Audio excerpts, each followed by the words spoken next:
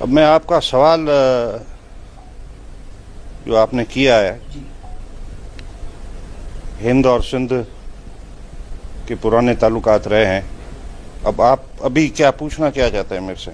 हम ये जानना चाह रहे हैं कि क्या अब तक जो दोनों मुल्कों के बीच में अभी जिस तरीके की स्थितियां चल रही हैं, हालात चल रहे हैं, क्या वो पुराना सिंध और हिंद का नाता और ज़्यादा मजबूत हुआ है या अभी और कुछ काम करने की ज़रूरत है?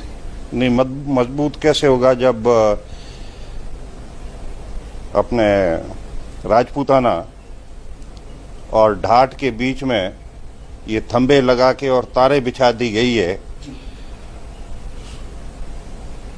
सो नाता तो विजिबल है। एक टाइम था कि रेल की पटरी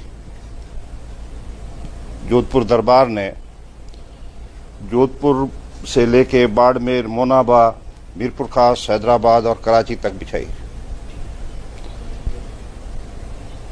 और इस पट्टी के ऊपर आप चलेंगे तो क्योंकि उस टाइम सिंध के अंदर बैरेजेस आ गई थी, कैनाल्स आ गए थे, और ये राजपूताना का रेगिस्तान उस टाइम सिर्फ रेगिस्तान ही था। तो जब भी अकाल वगैरह होते थे तो इस ट्रेन से ही यहाँ के लेबर जो हैं हमारी सिंध आने चालू हुए। और आज भी वहाँ पे आप देखेंगे तो रेल की दोनों पटरियों की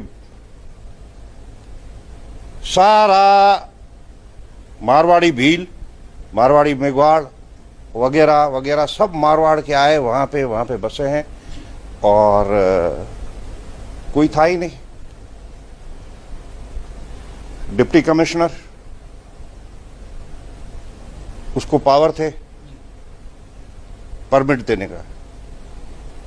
वो ब्लू परमिट होता था, साल में 8 दफा।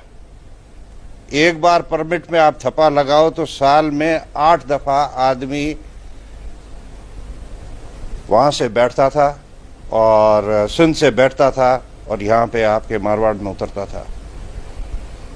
सिंध का हैदराबाद, वहां से प्लेन सर्विस होती थी हैदराबाद टू जोधपुर, क्योंकि आपका यहां पे बीकानेर, मेरा सामने वहां पे खैरपुर, आपका जैसलमेर, मेरा सांगड़, आपका बाड़मेर, मेरा अमरकोट, आपका कच्छ भुज, मेरा नगर पारकर। ये 450 माइल है, 450 माइल की पट्टी है। और यहाँ पे इस पट्टी के अंदर कोई ऐसा घर नहीं है, हिंदू हो मुसलमान हो, कोई ऐसा घर नहीं है जिसका एक दूसरे से नाता नहीं हो। और ये सिलसिला चलता रहा है। 1940 के अंदर ब्रिटिशर्स ने सिंध पे फर्स्ट मार्शल लॉ लगाई। फर्स्ट मार्शल लॉ सिंध के अंदर 1940 के अंदर ब्रिटिशर्स ने लगाई, क्योंकि हमारे वहाँ पे हुर मूवमेंट चल रहा था सिंध को आज़ाद कराने के लिए ब्रिटिशर्स से। तो उस हुर मूवमेंट के लिए, उसको क्रश करने के लिए 1940 के अंदर मार्शल लॉ लगाई। और वहाँ के जो हमारे लीडर थे, पीर पागारो, सूर्य बादशाह जिसको कहते हैं, उनको वहाँ से सांगड़ से अपना घर छोड़ना पड़ा और जैसलमेर दरबार ने उनको पनाह दी। जैसलमेर दरबार ने पनाह दी, जबकि हिंदुस्तान पर पूरा ब्रिटिश साम्राज्य की ग्रिप थी। ये थे नाते, रिश्ते और नाते। पीर रामदेव जी, आपके पाबू जी, इन्होंने अमरकोट के अंदर मेरे घर पे तोरण मारे हुए। उनको कहते हैं रिश्ते नाते। अभी जो बहुत एक अच्छी बात है दोनों सरकारों के बीच में, वो ये है कि जितने भी इनके प्रॉब्लम्स हैं दोनों मुल्क के बीच में, या इश्यूज जो हैं, हार्डकोर इश्यूज हैं, तो इन्होंने ये डिसाइड किया कि इन हार्डकोर इश्यूज को सॉल्व करते रहेंगे, पर उसके बीच के अंदर कॉन्फिडेंस बिल्डिंग के लिए पीपल टू पीपल कांटेक्ट होना जरूरी है। और पीपल टू पीपल कांटेक्ट होगा तो एक दूसरे पे कॉन्फिडेंस बढ़ेगा। अभी कुछ टाइम पहले ठाकर साहब मान सिंह कानोता ने जब सगाई हो गई थी, रिंग सेरेमनी हो गई थी कंवर करणी सिंह की, तो उन्होंने कहा कि मैं टीके का दस्तूर लेके पाकिस्तान आना चाहता हूँ। मैंने मोस्ट वेलकम।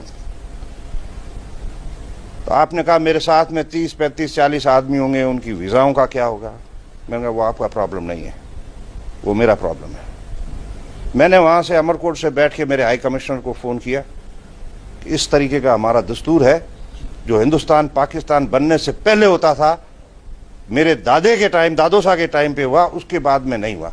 मैंने 80 साल में ये दस्तूर नहीं हुआ, और सिंस मैं ये चाहता हूँ कि ये दस्तूर और रीत और रवाज वापस से कायम दायम रहे, इसलिए मेहमान आ रहे हैं। उन्होंने कहा सर नो प्रॉब्लम, वो आपके मेहमान नहीं हमारे मेहमान होंगे। सारों को वीज़ा इशूज़ हुई, आए, दस्तूर हुआ। तो एक यहाँ पे सब लोगों के जहन के अंदर मेरे बड़े भीम सिंह जी के बड़े, भीम सिंह जी के बड़े, ये तो रहे हुए हैं, इन्होंने तो वो किया हुआ है। पर जो नई जनरेशन है, ये 60-65 साल में दो पीढ़ियाँ हुई हैं, इस जनरेशन को ये पता नहीं है। इस जनरेशन के दिमाग में आज भी वो बात है, हिंदू पाकिस्तान में मुसलमान के कैसा रहता है, मुसलमान हिंदू को कैसे ट्रीट करता है। हमारे तो रूहानी वास्ते हैं, समाजी वास्ते हैं, रूहानी वास्ते हैं। इसके अंदर रिलीजन या मज़हब का कोई ताल्लुक नहीं होता है। वो अपनी मज़हब करते हैं, हम हमारी करते हैं, पर रूहानियत आपका समाज, सामाजिक चीज़ें, वो मेरे कांधी हैं, मैं उनका कांधी हूँ। वो मेरे सुख में, मेरे शादियों में आते हैं, मैं उनके शादियों में जाता हूँ। जहाँ पे मैं नहीं जाता हूँ वो अधूरे हैं, जहाँ पे वो नहीं आते हैं वो अधूरे हैं। तो इस तरीके से वो दस्तूर हुआ। यहाँ पे जो भी सरदार आए हुए थे, देखा, वहाँ पे उनसे मुलाकात हुई, सबको बुलाया मैंने, वहाँ पे सबको मैंने बुलाया। वहाँ पे हमारा दस्तूर है कि इनविटेशन नाम पे नहीं दिया जाता। ये ढाट का एक दस्तूर है कि इनविटेशन फर्द के नाम से नहीं दिया जाता, बाकी गांव के नाम से दिया जाता है, ताकि ये कोई नहीं कहे कि मैं रह गया या मेरे को याद नहीं किया। सबको मंगाया, देखा, और फिर उनसे मैंने यही कहा, सवाल पूछा। मैंने कहा जब मैं वहाँ पे आता हूँ तो आप मेरे को कहते हैं कि आप वहाँ पे अकेले हैं, हिंदू हैं, राजपूत हैं, अकेले हैं, मुसलमानों के साथ में कैसे रहते हैं।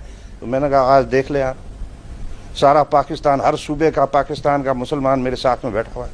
अब आप सुनाए मैं अकेला हूँ या मेरा समाज मेरे साथ में? तो कहना नहीं, आप अकेले नहीं।